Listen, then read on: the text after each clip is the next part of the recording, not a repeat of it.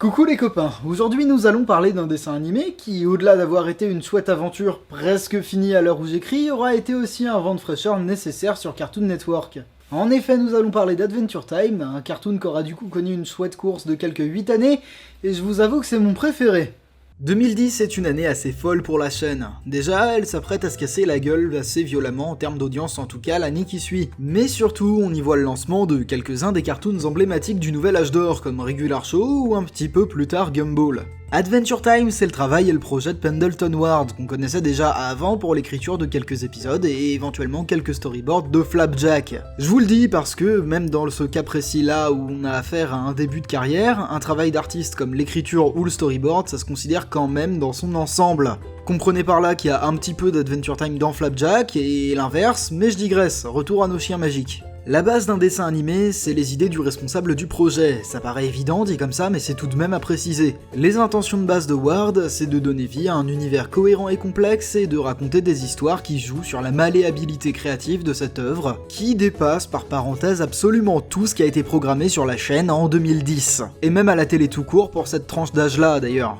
À cet instant, je sens bien que les longues phrases ça vous fait chier, alors je vais balancer une anecdote concrète avec des images qui clignotent. Pendleton Ward a participé durant un de ses étés de ses années lycée à un programme d'apprentissage de l'animation, durant lequel il a rencontré celui qui allait devenir son modèle, Cornelius Cole. C'est devant le film Heaven and Hell qu'il a eu le souffle coupé pour la première fois. Je peux pas vous le montrer ici parce que je l'ai pas trouvé en qualité acceptable. A défaut, vous regardez actuellement le segment Neverwhere du film Metal Hurlant de 1981. Encore une fois, c'est réalisé par Cornelius Cole et c'est empreint des mêmes caractéristiques, à savoir des illustrations extrêmement détaillées, un bas framerate et un storytelling qui raconte l'histoire de l'humanité d'une manière qui va de concrète à fantasque. Peut-être qu'on sera pas secoué comme Pendleton Ward devant cette œuvre, mais faut avouer qu'en effet, c'est suffisamment particulier et intéressant pour qu'on en parle. Du moment où Adventure Time a été pitché à Fred Seibert de Frederator qui l'a produit jusqu'au moment où le pilote a percuté les responsables de Cartoon Network en plein visage, Ward est resté profondément inflexible sur le storytelling. Ce sont les personnages et leurs travers qui portent le propos dans un univers absurde en constante expansion dès l'épisode 2. Et encore une fois, comme à chaque fois qu'on part dans l'abstrait, je sais bien que je vous perds, alors on va attaquer notre premier épisode, la nuitosphère.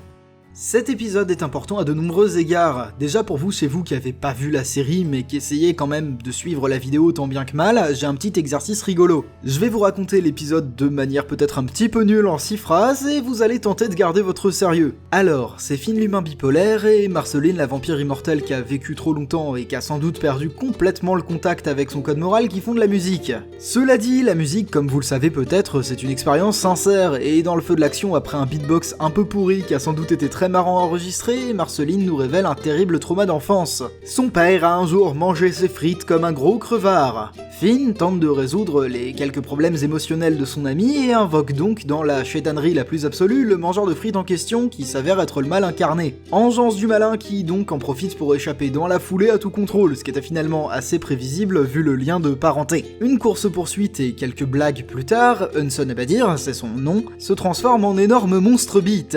S'ensuit un combat, l'équipe du Puy du Fou a gagné et fin. Cet épisode est un cas d'école parce qu'il a été entre autres écrit par Rebecca Sugar qui bossait pour la première fois à l'écriture et au storyboard sur Adventure Time. Si vous ne la connaissez pas, dites-vous simplement qu'elle est maintenant connue comme étant Madame Steven Universe, mais qu'elle est aussi connue, comme Pendleton Ward pour mettre les émotions et les travers de ses personnages au centre de l'intrigue. Dans Adventure Time, parfois comme dans l'épisode Moriturit et Salutamus, c'est pas fou, mais souvent comme dans Incendium, ça fait chaud au cœur, littéralement. Pour cet épisode, nous allons nous intéresser de plus près au personnage de Marceline. Dans la Pitch Bible de la série, qui pour rappel le petit bouquin qui contient toutes les infos relatives à la diégèse de la série, Marceline est construite sur le modèle du personnage fort, littéralement immortel, qui cache des cicatrices douloureuses. Quand on a demandé son avis à Olivia Olson, qui interprète Marceline dans la version originale, elle a simplement répondu que la véritable force du personnage c'était d'être véritablement cool. Tout le monde peut s'identifier à ses problèmes, paradoxalement. C'est peut-être un peu plus visible dans un épisode épisodes comme I Remember You, dans lequel c'est vraiment le cœur de l'intrigue, mais ici c'est déjà pas mal de pouvoir distinguer des travers bien humains. En termes d'animation pure, Marceline est intéressante parce que c'est un des personnages les moins animés. Si c'est un petit exercice d'animation que vous cherchez dans cet épisode, eh ben en voici un. Intéressez-vous au cycle de marche, par extension au mouvement des membres des différents personnages et à la manière de les animer. Vous constaterez entre autres quelques bizarreries, comme la variation de la rigidité des bras de Finn en fonction de son humeur, le fait que Marceline n'a pas de walk cycle parce qu'elle ne marche pas, ou beaucoup plus rigolo, les mouvements complètement contre nature d'Hudson Abadir. Si le sujet vous intéresse encore plus, j'ai laissé un petit manuel de 16 pages sur l'art et la manière de dessiner Finn et Jake dans la description. C'est le travail de Phil Rinda qui n'est autre que la personne dont le visage sert à invoquer le Shaitan. Le monde est petit. Ce qui va nous intéresser dans cette émission, et je le dis même si j'imagine que vous commencez à être familier avec le concept, ça va être de parler d'épisodes dont la réalisation a quelque chose d'unique. Dans Adventure Time, il y avait quelques épisodes qui rentraient dans cette catégorie, dont un en particulier, A Glitch is a Glitch. C'est parti pour un moment foutrement étrange à l'échelle d'un cartoon qui était fort perché à l'échelle de sa chaîne. On est sur du déviant de déviant. Premier épisode de l'histoire de la série à avoir été entièrement écrit et réalisé par un externe au projet, présageant entre autres l'épisode dont je vais vous parler juste après. Cette vingtaine de minutes de bonheur, un peu déstabilisant peut-être, est le résultat de 9 mois de travail d'animation d'un tout petit studio allemand de 4 personnes. Et blablabla, c'est visuellement très beau, vous connaissez l'intro. Plus sérieusement, ce qui va être intéressant à cet instant, ça va être de parler des intentions de réalisation initiale. David O'Reilly, le réal, a évoqué dans le très bon bouquin The Art of Who qu'il souhaitait tout simplement lâcher le spectateur dans un monde en 3D. Il s'agit bien de lâcher le spectateur en omettant le pourquoi du comment en début d'épisode. Comprenez par là que, certes, vous êtes d'emblée perdu dans quelque chose de peu familier, mais c'est fait exprès. Ça peut paraître un petit peu étrange, comme procédé narratif, mais à l'échelle de l'écriture d'Adventure Time, ça l'est pas vraiment. Les 4 épisodes Five More Gribbles éparpillés un petit peu partout dans la série le sont encore plus sous leurs airs d'énigmes pour enfants à la Dora l'exploratrice. Maintenant, en ce qui concerne l'animation, la 3D et ses aberrations caractéristiques de l'épisode, c'est en fait le cœur du boulot du réal, David O'Reilly.